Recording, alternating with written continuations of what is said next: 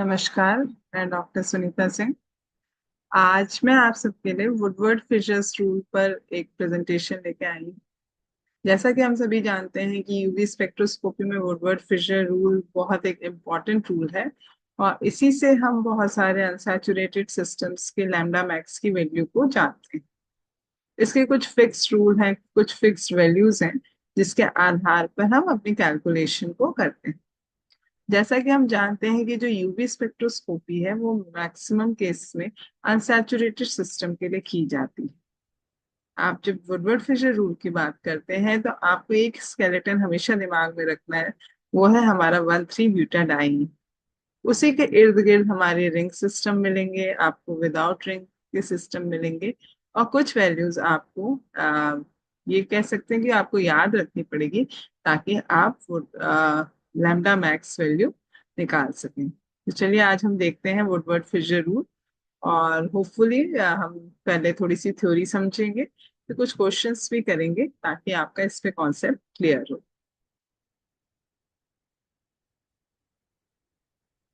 Woodward Fisher rule, पहले Woodward ने अलग से उन्होंने एक सर्टेन रूल्स दिए थे जिसमें उन्होंने वेवलेंथ को, जो लैम्डा मैक्स था, उसको मॉलिक्यूलर स्ट्रक्चर से कोरिलेट किया, which was given in 1945. In 1959 Louis Frederick Fisher, उन्होंने थोड़ा मॉडिफाइड किया और उस रूल को नाम दिया गया वुडवर्ड फिशर रूल। ज्यादातर ये रूल्स हमारे डाइन्स और पॉलीन्स पे, जहाँ पे 4 कार्बन तक हमारे डबल बॉन्ड्स होते हैं, वहां वहां या उससे कम तक पे ये रूल काम करते हैं। These sets of rules are used to calculate the wavelength of maximum absorption of a compound in the UV spectrum, based empirically have been called the Woodward-Fisher rules or Woodward's rule. This maybe differs from the original value, that is observed value, by 4 to 5 nanometer. तो Woodward Fisher rule पे अगर आपको command करना है तो आपको कोशिश करनी है कि आप ज्यादा से ज्यादा क्वेश्चंस करें और एम्पिरिकली सॉल्व करना है, यानी हमारी कुछ वैल्यूज दी रहेंगी, उनको हमें ऐड करके वैल्यूज, मतलब हमें फाइनली लैम्डा मैक्स निकालना होगा। ये हमारे दोनों बंधु थे, वुडवर्ड और फिशर। इसमें कुछ टर्मिनोलॉजीज आएंगी, जैसे कि हमने बात की कि 1,3-ब्यूटाडाइन का आपको स्केलेटन हमेशा ध्यान में रखना होगा। एक टर्म आएगा होमो एनुलर डाइईन, जहाँ पे एक ही होमो मतलब सेम, एनुलर मतलब रिंग। तो सेम रिंग में अगर हमें 1,3-ब्यूटाडाइन का सिस्टम मिलता है तो वो होमो एनुलर है। हेट्रो एनुलर, दो अलग अलग रिंग में अगर हमें 1,3-ब्यूटाडाइन का स्केलेटन मिलता है तब वो हेट्रो एनुलर है। फिर एंडोसाइक्लिक बॉन्ड, अगर डबल बॉन्ड यानी किसी रिंग में डबल बॉन्ड है। एक्सोसाइक्लिक डबल बॉन्ड, यानी कि हमारे दोनों बॉन्ड अलग अलग रिंग में है। डबल बॉन्ड एक्सटेंडिंग कॉन्जुगेशन, यानी 1,3-ब्यूटाडाइन स्केलेटन के अलावा अगर कॉन्जुगेशन में डबल बॉन्ड है, तो ये सारी चीजें हमें ध्यान में रखनी होंगी। ये टर्म्स हम इसलिए हमें जानने जरूरी है क्योंकि होमोएनुलर के लिए अलग बेस वैल्यू है, हेट्रोएनुलर के लिए अलग बेस वैल्यू है, एंडोसाइक्लिक और एक्सोसाइक्लिक के लिए हमें अलग अलग वैल्यूज नोट करनी होती है। तो स्पेशली ये एक तरह की कैलकुलेशन है जिसमें आपको डिफरेंट जो वैल्यूज हैं वो याद रखनी होगी। क्योंकि अगर आप यूनिवर्सिटी ऑफ लखनऊ का सिलेबस देखें तो वो उतना डिस्क्रिप्टिव एमसीक्यू नहीं आता है कि उसमें सारी वैल्यूज दी जाए। कई बार बेस वैल्यू दे दी जाती है और कई बार नहीं दी जाती है, तो इसलिए आपको बेस वैल्यू याद होनी चाहिए। तो इसके लिए सबसे पहले हमें ये टर्मिनोलॉजीज पता होनी चाहिए कि हम देख लें कि होमो एनुलर है कि हेट्रो एनुलर है या सिंपली 1,3-ब्यूटाडाइन का कोई स्केलेटन है। फिर उस आधार पे हम आगे बढ़ते हैं। जैसा कि हम जानते हैं कि अनसैचुरेशन सिस्टम में हमने एक चीज पढ़ी हुई है कि जैसे जैसे कॉन्जुगेशन बढ़ता है लैम्डा मैक्स की वैल्यू भी बढ़ती जाती है। देखिए, जैसे मान लीजिए आपकी कोई कॉन्जुगेटेड डाइन्स है। अगर होमो एनुलर है, यानी एक ही रिंग में हमें 1,3-ब्यूटाडाइन का स्केलेटन मिलता है, तो वहां पे हमारी बेस वैल्यू होती है वो 253 होती है। अगर वो दो अलग अलग रिंग में मिलता है यानी हेट्रो एनुलर में मिलता है तो वहां पे हम 214 नैनोमीटर लेते हैं। ब्यूटाडाइन सिस्टम और साइक्लिक कॉन्जुगेटेड डाइन सिस्टम होता है तो वहां पे हम 217 लेते हैं, और ए साइक्लिक डाइन्स में 245 लेते हैं। ठीक है, तो ये कुछ बेस वैल्यूज हैं जो हमें याद रहनी चाहिए। और जब हम कैलकुलेशंस करेंगे तो उस समय हमें शायद चीजें थोड़ी और क्लियर होंगी। एक तरह से मान लीजिए कि बेस वैल्यू है जहां से हमें इसी में ऐड ऑन करके हमें आंसर निकालना होगा। नेक्स्ट, अगर उस ग्रुप के साथ, इस होमो एनुलर हेट्रो एनुलर के साथ अगर कोई एल्केल सब्स्टिट्यूएंट जुड़ा हुआ है या रिंग का कोई पार्ट जुड़ा है तो 5 नैनोमीटर ऐड करते हैं। मतलब जितने रिंग रेसिड्यू उतने 5 हम ऐड करेंगे। मान लीजिए 2 रिंग रेसिड्यू है तो 2 × 5 करेंगे।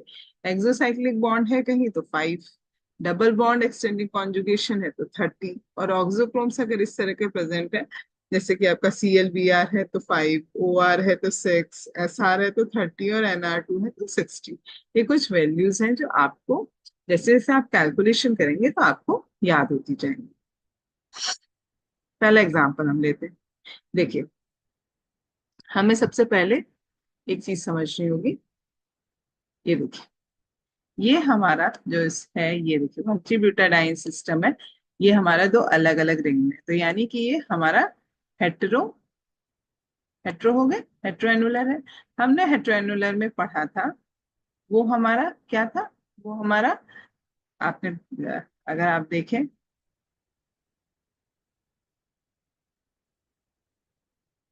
अगर आप देखें तो हेट्रोएनुलर हमारा जो था वो हमारी क्या वैल्यू थी, हेट्रोएनुलर के हमारे 214 थी। ठीक है, तो फिर हम चलते हैं फिर अपने उसके पास, इस क्वेश्चन पे। तो आप देखेंगे ये हेट्रोएनुलर हो गई, आपको ये चीज तो समझ में आ गई। अब हेट्रोएनुलर होने के बाद हमारी बेस वैल्यू हो गई 214। अब इसमें रिंग रेसिड्यूज की जब बात आती है, यानी कितना रिंग का पार्ट उससे जुड़ा हुआ है, जैसा कि हम जान गए कि हमारा ये हमारा पार्ट जो है, यू कैन से, ये इसलिए हमारी पेन ले लेता, ये हमारा जो पार्ट है हेट्रोएनुलर पार्ट है। ठीक है, तो ये हमारा रिंग रेसिड्यू हुआ, ये हमारा रिंग रेसिड्यू हुआ, और ये हमारा रिंग रेसिड्यू, यानी 1, 2 और 3। तो यानी आपके 3 रिंग रेसिड्यू है, तो इसीलिए यहाँ पे हम 3 × 5 करते हैं। ठीक है, ये हो गया हमारा 15, ये 15 वहां से आया। अगर हम देखें तो एक्सोसाइक्लिक बॉन्ड इस रिंग के लिए, ये वाला बॉन्ड हमारा एक्सोसाइक्लिक हुआ, तो एक्सोसाइक्लिक के लिए हम 5 ऐड करते हैं, तो इसीलिए हमारी लैम्डा मैक्स की वैल्यू 234 आती है। ठीक है, अब आप कहेंगे कैसे एक्सोसाइक्लिक है, जैसे ये हमारी 2 रिंग हो गई,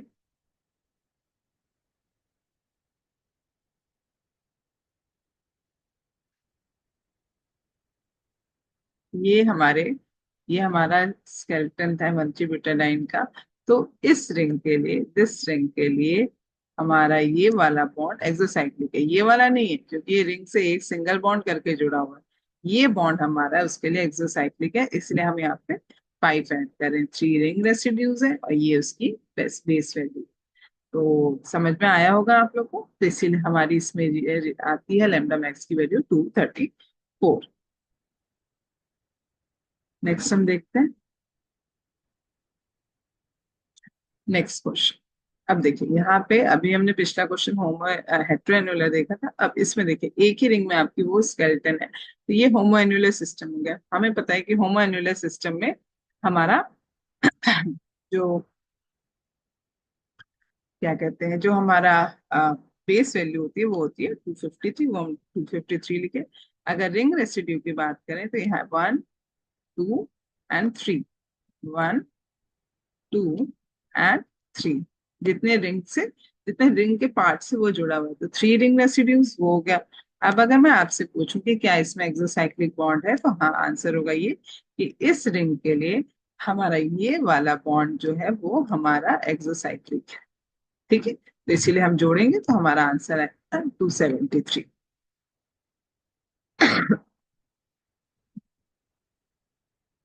नेक्स्ट हम देखते हैं। देखिए, वुडवर्ड फिशर रूल समझना है तो आपको मैक्सिमम से मैक्सिमम क्वेश्चंस करने रहेंगे, और अगर आपको कोई डाउट हो तो आप जरूर हमसे पूछिए। नेक्स्ट देखिए, अब ये आपके लिए दो अलग अलग रिंग में आपका स्केलेटन में मौजूद है हमारा। ये देखिए, यहाँ पे एक यहाँ पे है, तो यानी ये हो गया हेट्रोएनुलर, 214 वैल्यू होगी। रिंग रेसिड्यू की बात करें तो 1, 2 एंड 3। ठीक है, तो ये हो गए हमारे 3 रिंग रेसिड्यूज। और फिर उसमें अगर हम एक्सोसाइक्लिक बॉन्ड की बात करें तो इस रिंग के लिए हमारा ये वाला बॉन्ड एक्सोसाइक्लिक हो गया, तो इसलिए इसका आंसर आता है 234। ठीक है।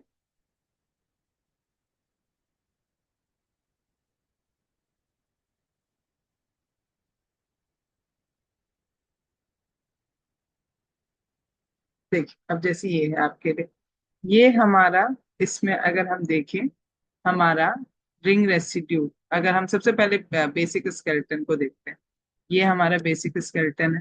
ठीक है, 1 2 1 2 3 4 एनिवर्सरी बिटाडाइन का। ठीक है, आपके दो अलग अलग रिंग में है तो हमने ले लिया ये 214। रिंग रेसिड्यू की अगर बात करें हम, रिंग रेसिड्यूज हमारे कितने हैं, 1 2 एंड 3। 3 हमने ले लिया।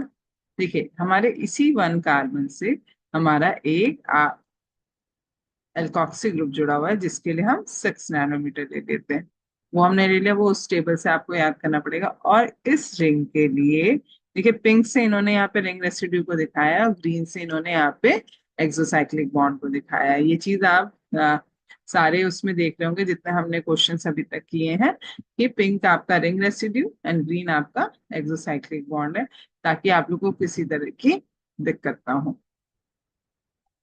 देखिए आप पिछले क्वेश्चंस में भी देख लीजिए, पिंक से रिंग रेसिड्यू है और ग्रीन से हमारा एक्सोसाइक्लिक बॉन्ड है। तो हमारी पूरी कोशिश है कि आपको वुडवर्ड फिशर रूल ज्यादा आसानी से समझ में आए और आप क्वेश्चन सारे सही करें। नेक्स्ट ये थोड़ा सा आपका लंबा है, लेकिन हमें बहुत दूसरी चेन तक नहीं जाना है, तो हम देखते हैं। होमोएन्युलर हो गया क्योंकि एक ही रिंग में है। ठीक है, ये देखिए दिस वन होमोएन्युलर, तो आपका ये हो गया 253। ठीक है, अब होमोएन्युलर में ये आपका एक एल्किल ग्रुप जुड़ा हुआ है, तो आपने उसके लिए दे दिए उसको 5 नैनोमीटर। एक आपने एल्किल ग्रुप का। रिंग रेसिड्यू की बात करें तो देखिए यहाँ पे पिंक से डिनोट भी किया हुआ है, मैं भी बता देती हूँ, 1 2 एंड 3, तो ये 3 हो गया आपके 3 into 5 15। और ये ग्रीन से दिया हुआ है इस वाली रिंग के लिए, ये वाला एक्सोसाइक्लिक बॉन्ड, तो इसका आंसर 278 है। ठीक है, तो एक तरह से कैलकुलेशन है, और आपको जितने अच्छे से वैल्यूज याद रहेंगी तो आप उतना आसानी से क्वेश्चन कर लेंगे।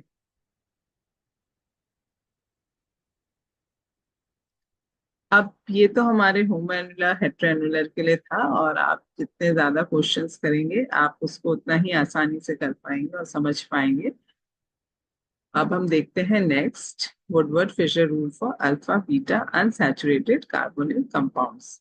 ये भी वुडवर्ड फिशर रूल का एक पार्ट था। ठीक,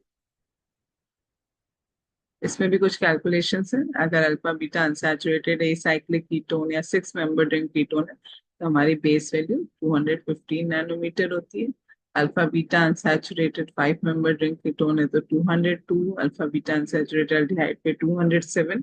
इस तरह से अलग अलग वैल्यूज हैं। एल्किल ग्रुप अगर अल्फा पोजीशन पे तो 10 नैनोमीटर, बीटा पोजीशन पे है तो 12 नैनोमीटर, और डेल्टा पोजीशन पे है 18 nanometre. Double bond extending conjugation है तो 30, और होमो एनुलर कॉन्जुगेटेड डाइईन है तो 39। ये कुछ वैल्यूज है, क्वेश्चंस करेंगे तो ज्यादा क्लियर होगा।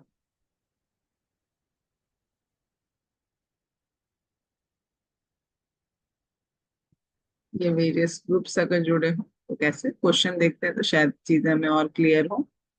देखिए जैसे ये हमारा अल्फा बीटा अनसैचुरेटेड हमारा कीटोनिक ग्रुप जुड़ा हुआ है, तो हम आइए देखते हैं। हमें पता है alpha beta a cyclic ketone के लिए बेस वैल्यू हमारी 215 होती है, वो हमने लिखा। ठीक है, अल्फा बीटा, बीटा पे हमारे दो मेथिल ग्रुप्स जुड़े हुए हैं, तो हमें पता है बीटा पोजीशन पे अगर एल्किल ग्रुप जुड़ा हुआ है तो 12 से इंटू करना पड़ेगा, तो आपका आंसर आएगा 239। ठीक है, तो इसके लिए जब आप टेबल्स बार बार देखेंगे, क्वेश्चंस करेंगे, तो आपके लिए इजी रहेंगी वैल्यूज याद करना।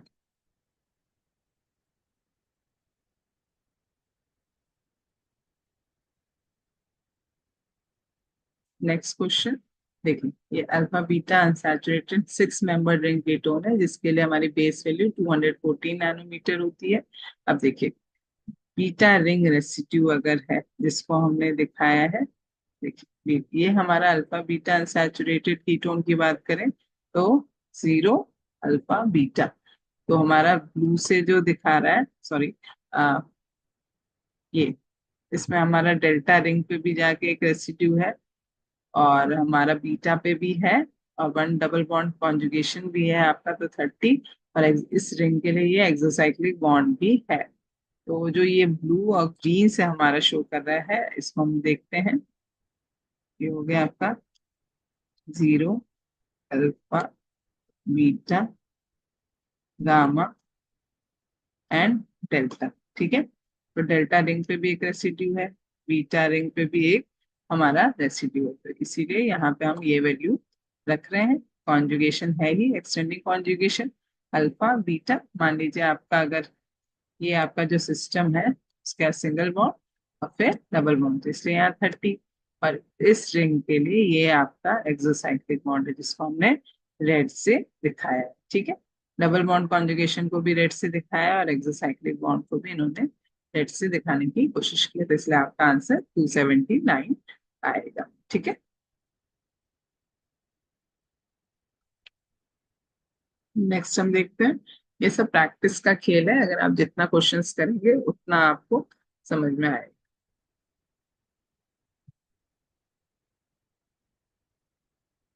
नेक्स्ट क्वेश्चन देखते हैं। ये आपका अल्फा बीटा अनसैचुरेटेड है कंपाउंड, तो बेसिक वैल्यू 215 नैनोमीटर। जैसे कि आपने यहाँ पे alpha beta unsaturated 6 member ring ketone था। यहाँ पे आपका यहाँ पे अगर आप देखें पिछली वैल्यू उसको देख लें, तो उससे आपको थोड़ा क्लियर रहेगा कि हम alpha beta unsaturated acyclic ketone और 6 मेंबर रिंग कीटोन रहे तो हम 215 लेंगे। और यहाँ पे इन्होंने ये चीज यहाँ पे देखिए, यहाँ पे 215 होना चाहिए था, इन्होंने 214 लिया। 215 लेंगे। और यहाँ पे अगर हम देखें तो 0, अल्फा, बीटा, गामा, डेल्टा। तो अल्फा पे भी एक आपका रिंग रेसिड्यू है, देखिए इसको हम कर लेते हैं। 0, alpha, beta, gamma and this one is delta. एक रिंग रेसिड्यू यहाँ है, एक यहाँ है। तो अल्फा पे भी हमको दिख रहा है, या अल्फा डैश आप कह लीजिए, 0, अल्फा, अल्फा डैश। और आपके लिए डेल्टा पे भी है, इस रिंग के लिए ये एक्सोसाइक्लिक बॉन्ड भी है, और होमोएन्युलर कॉन्जुगेटेड डाइन, क्योंकि एक ही रिंग में डाइन मिल रही है तो उसके लिए हम 39 जोड़ रहे हैं, और डबल बॉन्ड कॉन्जुगेशन भी है तो इसलिए 30। तो आपको सारे पैरामीटर्स ध्यान रखने होंगे, तब जाके आपका आंसर आएगा। ठीक है,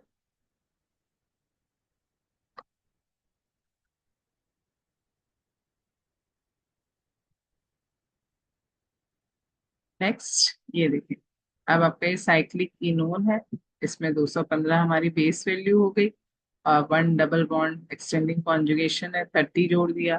बीटा रिंग रेसिड्यू है, देखिए इसको इन्होंने दिखाया भी है।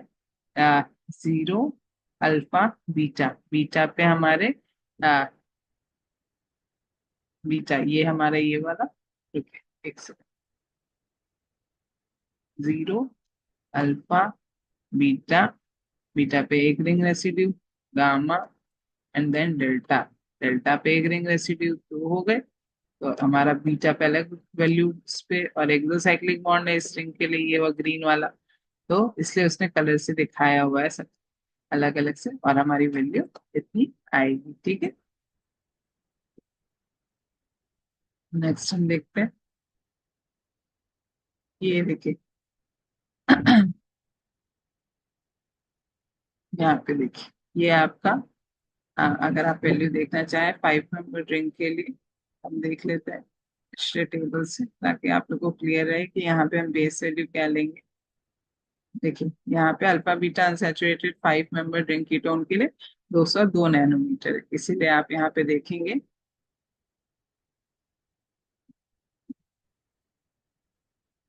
ये देखिए यहाँ पे आपने ये 202 नैनोमीटर लिया। ये 0, अल्फा, बीटा।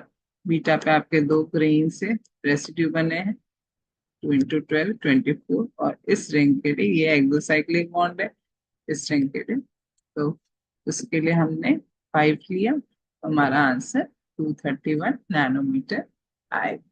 ठीक है, तो एक रफ तो नहीं, मतलब मैं ये कहूंगी कि आपको एक अच्छा आइडिया मिल गया वुडवर्ड फिशर रूल का, हमारा अल्फा बीटा अनसैचुरेटेड सिस्टम के लिए भी, और होमो एनुलर सिस्टम हो, हेट्रो एनुलर सिस्टम हो, उसके लिए भी देख सकते हैं।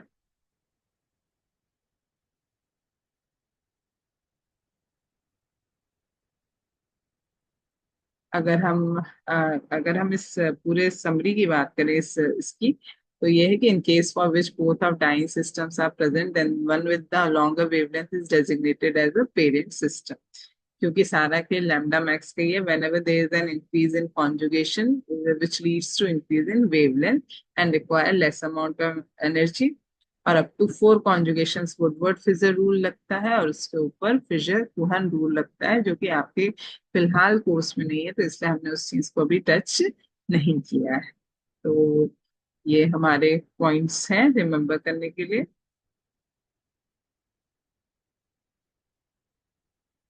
ये हमारे कुछ रेफरेंसेस हैं। और ये हम जाने से पहले आपको यूवी विजिबल स्पेक्ट्रोस्कोपी का वीडियो दिखाना चाहेंगे, जो कि यूट्यूब पे भी अवेलेबल है, बट बहुत ही सिंपल तरीके से इन्होंने समझाया है, तो मैं चाहूंगी आप लोग इसको जरूर देखें और समझने की कोशिश करें।